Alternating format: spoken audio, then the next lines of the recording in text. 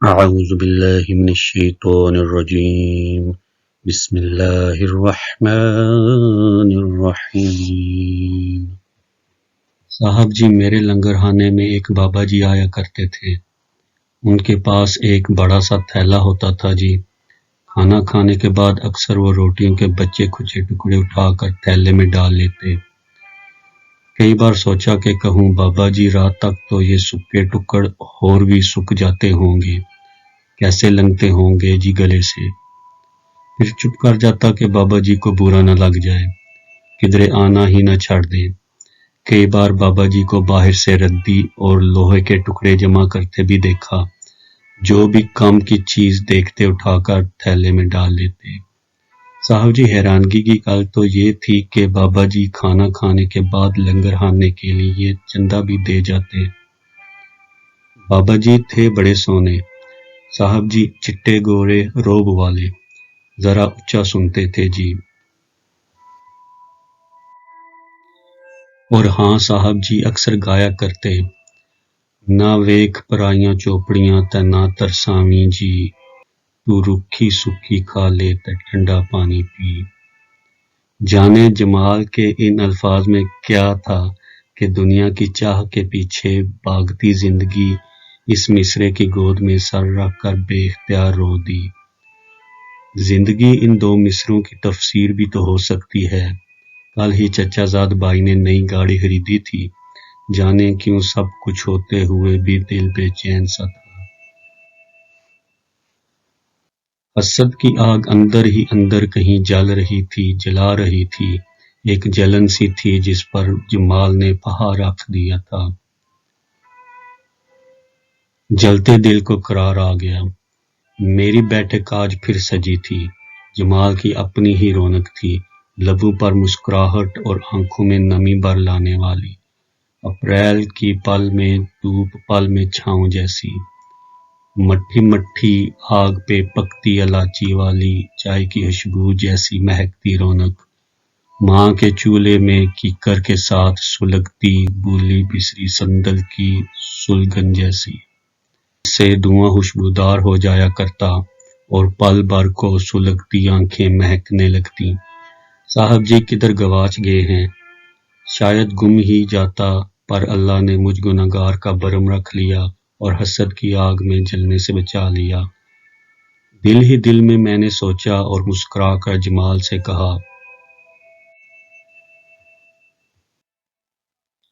نہ ویکھ پرائیاں چوپڑیاں تے نہ ترساویں جی، تو رکھی سکی کھا لے تے ٹھنڈا پانی پی۔ یہ راگ الاپنے والا بندہ کوئی عام بندہ نہیں ہو سکتا۔ رکھی سکی کھا کر شکر کرنے والا بندہ معمولی بندہ نہیں ہوتا۔ یار بابا جی کے بارے میں پتہ کرنا تھا، کون ہیں، کہاں کے ہیں۔ میں بابا جی کے بارے میں جاننے کے لیے بے چین ہو گیا۔ صاحب جی پتہ کیا کرنا تھا؟ وہ تو جی ایک دن بابا جی کا پوتا ان کو ڈھونڈتا ڈھونڈتا چلا آیا۔ میں تو اسے دیکھ کر حیران ہی ہو گیا۔ صاحب جی وہ تو بہت اچھے کھاتے پیتے گھر کا نوجوان لگ رہا تھا۔ بہت پیار سے بابا جی کو گاڑی میں بٹھانے کے بعد میرا شکریہ ادا کرنے چلا آیا۔ بابا جی کے پاؤں چل چل کر سوجے پڑے تھے جی، مجھ سے رہا نہیں گیا صاحب جی۔ میں نے اسے کہا، پتر اچھا ہوا تم آ گئے، ورنہ میں تو حیران تھا کہ بابا جی آخر ہیں کون۔ کبھی فقیر لگتے ہیں، کبھی درویش، اور کبھی میں سوچتا چاند پر ضروری تو نہیں بڑھیا رہتی ہو، بابا جی بھی تو ہو سکتے ہیں۔ صاحب جی میری گال سنی تو ہنس کر کہنے لگا، فقیر نہیں بادشاہ ہیں میرے دادا جی، بادشاہ۔ جس بندے کو دنیا کا لالچ نہ ہو وہ دنیا کا سب سے زیادہ امیر بندہ ہے۔ اتنا کہہ کر وہ انہیں لے کر چلا گیا۔ اسے بابا جی کو لے کر ڈاکٹر کے پاس جانا تھا۔ سوچا اگلی باری آئے گا تو بابا جی کے بارے میں کچھ اور پوچھوں گا۔ پھر وہ اگلی باری آئی تو صحیح، پر بابا جی کے جانے کے بعد۔ جس دن وہ بابا جی کو لینے آیا تھا، اس کے کچھ دن بعد بابا جی چلے گئے۔ وہ لنگر خانے کے لیے چندہ دینے آیا تھا، دکھ سکھ کرتا رہا، بابا جی کی باتیں بتاتا رہا، کہنے لگا، جب ہم چھوٹے تھے تب ہمیں دادا جی کا گلیوں گلیوں پھرنا بہت برا لگتا تھا۔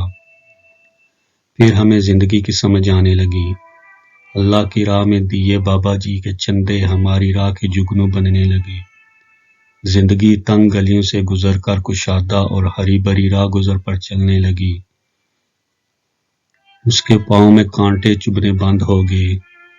یہ جو زندگی کے پیروں کے نیچے محملی گھاس پڑی ہے، اس کی قیمت بابا جی کے سوجے پاؤں تھے چاچے جمال۔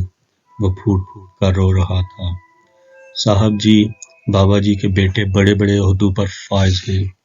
بابا جی نہ صرف اپنا سارا جیب خرچ غریبوں میں بانٹ دیتے بلکہ ردی اور لوہے کے ٹکڑے اکٹھے کر کے بیچا کرتے اور ان سے ملنے والی رقم چندے میں دے دیتے۔ ضرورت مندوں کی مدد کرتے۔ میٹھا کھانے کے بہت شوقین تھے۔ ان کے لیے اکثر میٹھے چاول بنا کرتے۔ جب ڈاکٹر نے میٹھا کھانے سے منع کر دیا تو چھپ کر گڑ کھایا کرتے۔ کبھی کبھی روٹی کے سوکھے ٹکڑے دودھ میں بھگو کر بھی کھا لیا کرتے اور اکثر گایا کرتے، نہ ویکھ پرائیاں چوپڑیاں تے نہ ترساویں جی، تو رکھی سکھی کھا لے تے ٹھنڈا پانی پی۔ صاحب جی، بابا جی کا پوتا چلا گیا پر مجھے فقیری کا مطلب سمجھا گیا۔ جمال رو رہا تھا، رلا رہا تھا، میری آنکھوں میں دھواں بھر گیا تھا، سندلی خوشبودار